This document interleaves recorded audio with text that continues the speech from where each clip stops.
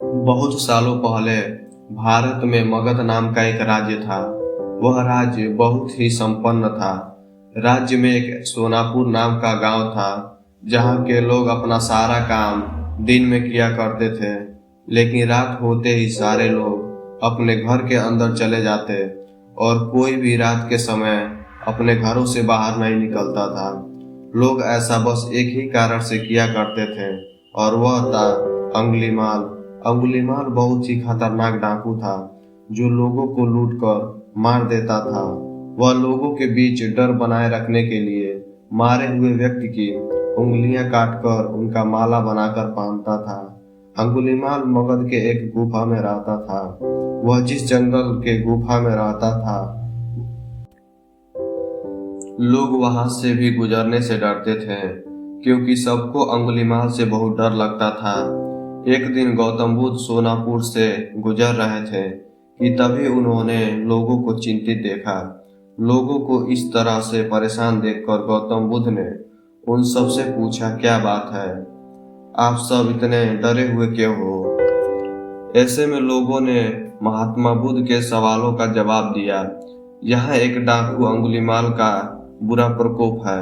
वह लोगों को लूटकर मार देता है और उनकी उंगलियों को काटकर उसका माला बनाकर पहन लेता है। इसलिए हमारे गांव के लोग बेहद डरे हुए हैं। अब आप ही बताइए कि हम क्या करें? अच्छा, ऐसी बात है तो फिर वह अंगुलीमाल रहता कहाँ है? महात्मा बुद्ध ने ऐसा लोगों से पूछा। ऐसे में एक व्यक्ति सामने आया और महात्मा बुद्ध को बोला, वह जंगल में रहता है। जंगलों के अंदर एक गुफा है, जिसके अंदर अंगुलीमाल रहता है। यह सब सुन लेने के बाद महात्मा बुद्ध अंगुलीमाल से मिलने जंगल की ओर चल पड़े।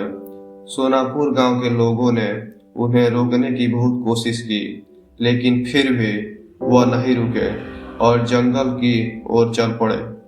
जैसे ही वह जंगल के पास जा पहुंचे, तब अंगुलीमाल अपने गुफा में से निकलकर हाथ में तलवार लिए खड़ा हो गया।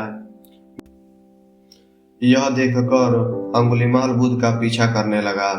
पीछा करते करते अंगुलीमाल जोर से चिल्लाकर बोला, ए सन्यासी, रुक जा। मैं तो रुक गया, तुम कब रुकोगे? तुम अपनी यह हिंसा कब बंद करोगे? महात्मा बुद्ध ने कहा। ऐसे में अंगुलीमाल क्रोधित हो गया। फिर उसने गौतम बुद्ध से कहा, सन्यासी, तू मुझे जानता नहीं है। मैं इस राज्य का सबसे शक्तिशाली मनुष्य हूँ। मैं नहीं मानता कि तुम सबसे शक्तिशाली मनुष्य हो, गौतम बुद्ध ने कहा। यह सुनकर अंगुलीमाल बोला, अच्छा, अगर ऐसी बात है तो तुम ही बताओ कि मैं ऐसा क्या करूं जिससे तुम मानोगे। तुम जाओ और उस पेड़ में से 10 पत्तियां तोड़कर लाओ, महात्मा बुद्ध ने कहा। महात्मा बुद्ध के कहने पर अंगुलीमाल ने वही किया। वह पेड़ के पास गया और उसमें से 10 पत्तियां तोड़ लाया। फिर बुद्ध ने कहा, जाओ अब इन पत्तियों को वापस से उस पेड़ में जोड़ दो।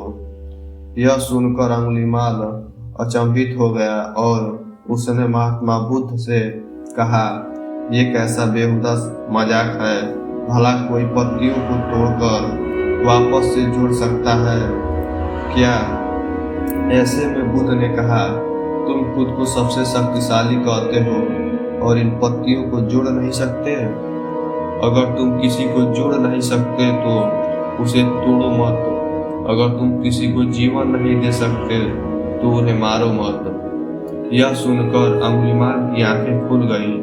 वह बुद्ध के चरणों में गिर गया और उसने माफी मांगने लगा। इसके बाद से अंगुलीमाल बुरे काम करना छोड़ दिया और वह महात्मा बुद्ध का शिष्य बन गया। इस कहानी से हमें यह सीख मिलती है कि इंसान चाहे कितना भी बुरा क्यों ना हो, वह बदल सकता है। फिलहाल अगर आपको ये कहानी पसंद आया हो तो चैनल को लाइक और सब्सक्राइब जरूर कर लें, ताकि सबसे पहले आपको इसी तरह की कहानियाँ मिलती रहें।